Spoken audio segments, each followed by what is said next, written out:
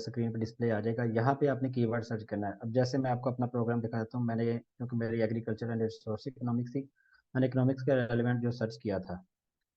ठीक है, इसमें आप इंटर कीबोर्ड से करेगा तो नहीं होगा। अब आपने नीचे जाके यहाँ से पर्सनली इसको सर्च करना है, और इस तरह जो भी है वो आपका प्रोग्राम ओपन हो जाएगा। ये आ जाएंगे आपके सर्चेज आ जाएंगे कि आपकी फील्ड के रेलिवेंट कौन कौन से प्रोग्राम्स हैं। ये देखें, ग्लोबल फॉरेस्ट्री यानी जो एग्रीकल्चर के फॉरेस्ट्रीज हैं वो भी अप्लाई कर सकते हैं। ये लॉ एंड इकोनॉमिक्स आ गया चीज़। ठीक है, उसके अलावा इकोनॉमिक्स से रेलिवेंट आ जाती है, इकोनॉमिक्स ऑफ ग्लोबलाइजेशन आ गया, डेवलपमेंट पॉलिसी आ गई। और जो पर्सन मैंने इसमें भी अप्लाई किया हुआ है, अभी तक इसका ऐसा रिस्पॉन्स नहीं आया, models and methods of quantitative economics. और जो मेरा प्रोग्राम था वो ये था, हाँ, ये agriculture food and environmental policy analysis. हाँ, अब ये देखें यहाँ पे, अगर स्क्रीन पर, हाँ शो, ये देखें ये लिखा हुआ एंड डेट और स्टार्ट डेट। ये 2024 में प्रोजेक्ट एंड हो रहा है, तो ये इतनी फंडिंग थी उनके पास, ये सारी लिखी हुई है। 2024 में एंड हो रहा है, तो इसका मतलब 2024 तक का जो जिनका ईयर होगा, एजुकेशन टेन्योर होगा, उनको वो फंडिंग देंगे। अब क्योंकि मेरा 2023 से ऑनवर्ड है, 25 तक का, तो फिर इसका मतलब मैं ये थ्रू आउट द प्रोग्राम मेरे पास इसकी कोई अवेलेबिलिटी नहीं होगी। फिर जब आप ये चीज़ें क्लियर कर देख लेंगे, तो यहाँ पे ये एक तो वेबसाइट लिखी हुई है, और दूसरी चीज़ साथ ही इसके लिखा हुआ है कि कौन कौन से, ये देखें कितने कंट्रीज जो हैं वो उसको कवर करेंगे। उसमें अगर डिटेल में अगर आप जाना चाहेंगे तो आप ये देखिएगा कि यहाँ पे लिखा है कि यूरोपियन पार्टनर यूनिवर्सिटीज़ में ये आ गया, मेरी यूनिवर्सिटी बॉन। ठीक है, उसके बाद बेल्जियम आ गया, फिर ये स्वीडन की आ गई, Swedish university of agriculture sciences, और इटली की आ गई है यूनिवर्सिटी है कोई, यूसीएस, ये लिखा हुआ है। तो जो पार्टनर यूनिवर्सिटीज होंगी उनमें से आप किसी भी दो प्रोग्राम दो यूनिवर्सिटीज़ में कर सकेंगे, दो कंट्रीज़ में। और मज़ीद अगर मैं इन डेप्थ में जाऊँ तो मैं आपको दिखा देता हूँ कि कैसे आपने अप्लाई करना है। दस बस ये है, ये नीचे साथ ही उन्होंने वेबसाइट दी हुई थी। अब वेबसाइट दी है तो उसके पे मैं चला गया हूँ। अब यहाँ पे लिखा हुआ है सब कुछ, प्रोग्राम ओवरव्यू, डिटेल्स लिखी हुई हैं। Choose by AFEPA, agriculture food and environmental policy analysis, उसका ये शॉर्ट फॉर्म दिया हुआ है। ठीक है, ये सारी डिटेल दी है। अब ये लिखा हुआ है कि एप्लीकेशन डेडलाइन, यानी इस इंटेक की, अगर आप सेल्फ पे भी जर्मनी आना चाहोगे तो इस इंटेक की दोबारा एप्लीकेशन जो है वो अक्टूबर 2023 में ओपन होंगी। इरासमस के ऑलमोस्ट सारे प्रोग्राम जो है वह सितंबर से ऑनवर्ड या अक्टूबर करें के फाइनली अक्टूबर से ऑनवर्ड शुरू हो जाते हैं।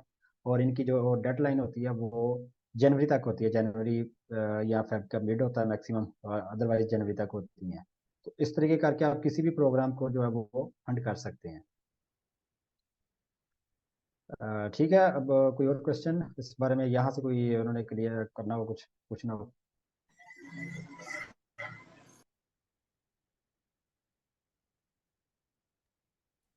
किसी का क्वेश्चन है तो पाइए, क्वेश्चन है अंश अहमद का।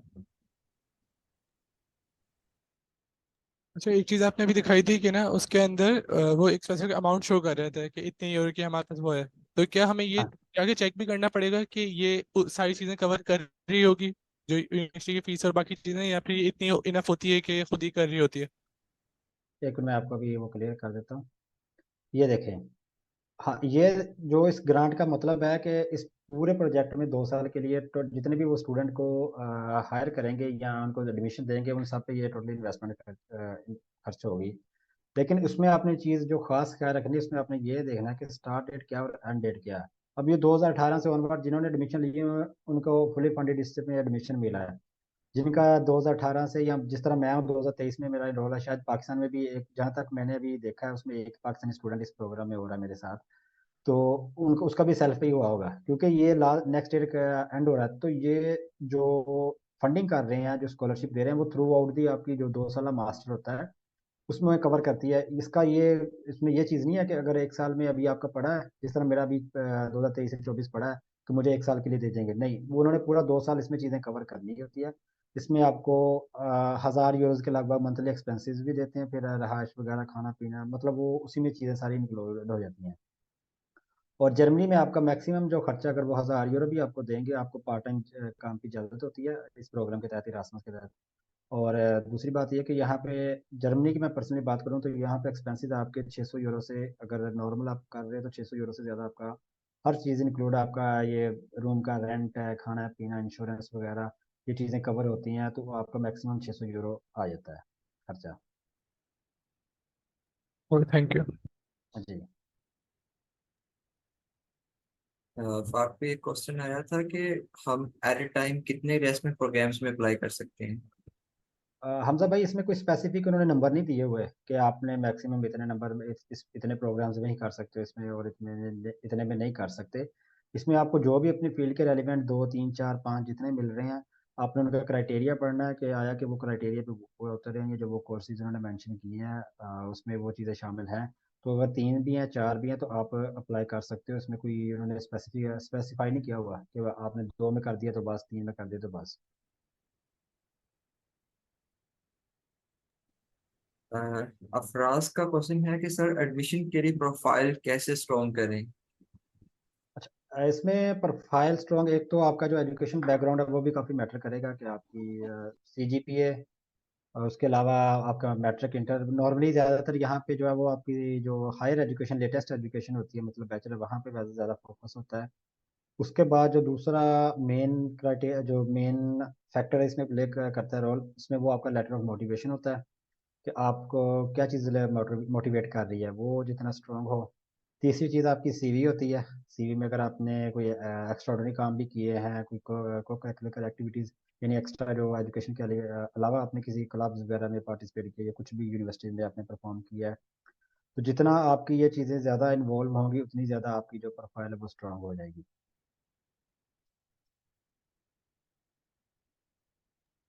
इतना पूछ रही है कि इज आइल्स कंपल्सरी और नॉट। इसमें कुछ प्रोग्राम्स में उन्होंने बाकायदा मेंशन किया कि आर्ट्स कंपलसरी है, कुछ में उन्होंने जस्ट आपका इंग्लिश प्रोफिशिएंसी सर्टिफिकेट मांगा हुआ है। जिस तरह प्लांट हेल्थ में था, वहाँ पे जस्ट प्रोफिशिएंसी सर्टिफिकेट था जो आपका यूनिवर्सिटीज़ की तरफ से मिलता है। इन केस अगर आपने आर्ट्स किया हुआ तो वो वेल एंड गुड है, वो आपकी प्रोफाइल को मज़ीद स्ट्रॉन्ग कर देता है। अदरवाइज कुछ में जस्ट आपका प्रोफिशिएंसी सर्टिफिकेट भी चल जाता है। वो ऊपर मेंशन होता है, जिस तरह अगर आप नॉर्मली किसी कंट्री में अप्लाई करें ना, तो वहाँ पे लैंग्वेज में लिखा होता है कि यूरोपियन लेवल या जो इंग्लिश का लेवल है B1 B2।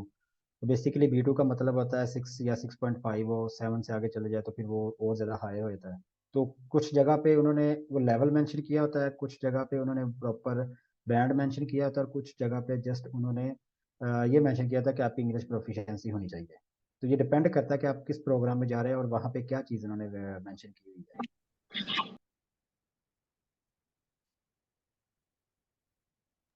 There is question from Hasnain Akbar. Sir documents कौन कौन से रिक्वायर्ड हैं अप्लाई के लिए। अप्लाई के लिए उसमें डॉक्यूमेंटेशन में आपकी जो लेटेस्ट डिग्री है, मतलब अगर आपको ट्रांसक्रिप्ट भी आपका मिल चुका और डिग्री अभी आपको नहीं मिली, तो आप फिर भी एलिजिबल हो। मतलब आपकी 16 एजुकेशन कंप्लीट होनी चाहिए। उसके अलावा आपकी सीवी है, लेटर ऑफ मोटिवेशन है। लेटर ऑफ सीवी में आपने कोशिश करना है अपनी एजुकेशनल सीवी बनानी है, और अगर दूसरी भी है तो कोई इशू नहीं। मतलब आप यूरोपास फॉर्मेट, इनका यूरोप का ये मखसूस फॉर्मेट है, यूरोपास फॉर्मेट। जब आप गूगल पे सर्च करेंगे तो आपको वो ऊपर यूरोपास फॉर्मेट या यूरोपास सीवी लिखेंगे तो वो आपको लिंक ओपन हो जाएगा। इनकी यूरोप में चलती ही यूरोपास सीवी उसका फॉर्मेट है। मतलब बता रहा था कि आपकी 16 एजुकेशन कंप्लीट हो, आपकी सीवी यूरोपास फॉर्मेट में हो, लेटर ऑफ मोटिवेशन आपका स्ट्रांग हो, क्या चीज़ आपको मोटिवेट कर रही है और आपने ये प्रोग्राम ही क्यों चूज़ किया है। उसके अलावा आपके 2 से 3 रिकमेंडेशन लेटर, और रिकमेंडेशन लेटर में भी कोशिश करिएगा कि आप एसोसिएट प्रोफेसर का मिनिमम रैंक हो तो ज़्यादा वैल्यूएबल होता है। प्रोफेसर हो जाए तो उससे भी बेहतर है। असिस्टेंट का ज़रा थोड़ा नॉर्मल हो जाता है, लेकिन एसोसिएट प्रोफेसर का। और आपके जो मैट्रिक इंटर की डिग्रीज हैं, फिर इसमें आपका एक रेजिडेंस सर्टिफिकेट होता है। रेजिडेंस सर्टिफिकेट आपने बनाना होता है, वो होता है कि आपका 6 मंथ से पुराना नहीं होना चाहिए। मतलब जहाँ पे भी आप करंटली रह रहे हैं वो एक वेरीफाइड होगा, या आपके यूनियन काउंसिल से या इस तरह करके कोई अथॉरिटी होती है वहाँ से कि ये अभी ये जो भी रह रहा है ये 6 महीने से या काफ़ी अरसे से यहाँ रह रहा है, जो भी होता है। हर एक ज़िले में ये एक मखसूस पैटर्न होता है। अब किसी भी कंट्रीज में, किसी सिटी में आप जाएंगे तो वो कह देंगे कि ठीक है आप लेके आ जाओ, हम आपको वेरीफाई कर देंगे। कुछ में वो आपको खुद फॉर्मेट देंगे कि हाँ जी इसमें अपना डाटा पुट करें, फिर हम आपको करेंगे। तो फिर उसमें लैंग्वेज आ जाता है, उसमें प्रोफिशिएंसी सर्टिफिकेट भी नॉर्मली चल जाता है। ये 5 6 जो फिर पासपोर्ट है, पासपोर्ट तो ऑब्वियसली कंपलसरी है। हाँ, ये 5 6 जो, बल्कि 7 8 डॉक्यूमेंटेशन है जो ये कंपलसरी है। और उस्मान फरियाद का क्वेश्चन है, sir if we have already a master degree can we apply for the Erasmus scholarship again? Yes, you can, इसमें आप अप्लाई कर सकते हो। यहाँ पे उन्होंने कोई पाबंदी नहीं लगाई, लेकिन पाबंदी सिर्फ इस सेंस में कि आपकी मिनिमम 16 साल एजुकेशन और 16 ईयर एजुकेशन, मतलब बीएससी ऑनर्स है या बीएस किया हुआ है मिनिमम, वो अगर आपने मास्टर्स भी किया हुआ तो फिर भी आप एलिजिबल हैं। इसमें कोई उन्होंने नहीं कहा कि डबल मास्टर के लिए क्यों आ। असलान खान पूछ रहे हैं, पीटी इज एक्सेप्टेबल और नॉट फॉर इरास्मस? इरास्मस में मैंने आपको पहले बताया कि इसमें डिपेंड करता है कि उन्होंने लिखा क्या है क्राइटेरिया में। कि अगर तो उन्होंने जस्ट ये लिखा है कि आपने का ये B1 या B2 लेवल हो तो फिर फिर आपका पीटी भी चल जाएगा, फिर और आइल्स भी चल जाएगा। उन्होंने मखसूस किया है कि आइल्स हो और उसका इतना स्कोर, और सॉरी हाँ बैंड इतना, और टोफल हो तो उसका इतना स्कोर हो, तो फिर वो आपको उस चीज़ पर भी देखना पड़ेगा कि उन्होंने मेंशन क्या किया। अगर जस्ट प्रोफिशिएंसी सर्टिफिकेट का है तो फिर आपका पीटी भी चल जाएगा, आइल्स भी चल जाएगा और यूनिवर्सिटी का सर्टिफिकेट भी चल जाएगा।